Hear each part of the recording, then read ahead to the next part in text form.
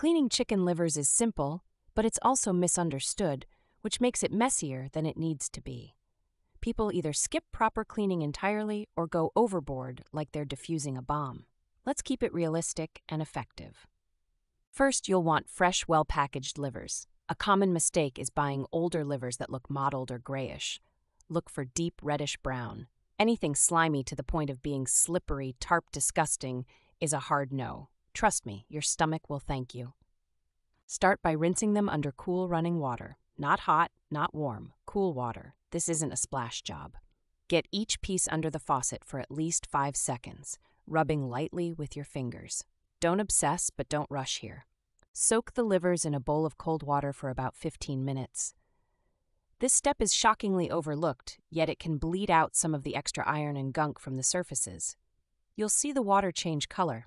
It's gross, but satisfying.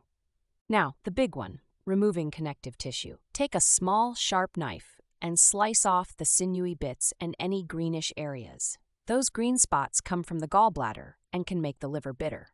Don't be timid. Slice them off completely. People stress over the shape. Don't. Chicken livers are never going to win a beauty contest. Functional, not pretty, is what you're after. Keeping them intact is better for cooking, but some tears here and there, totally fine.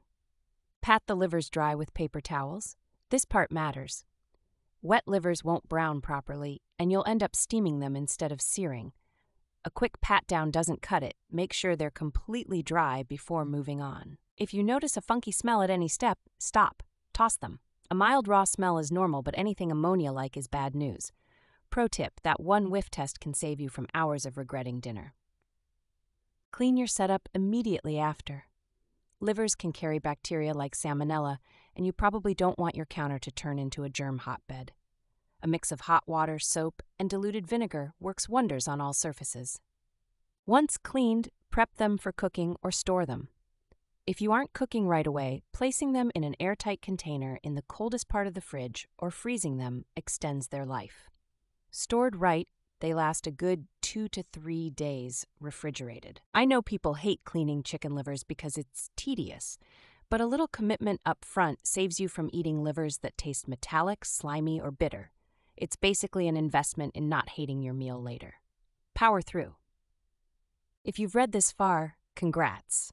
You now know how to clean chicken livers properly.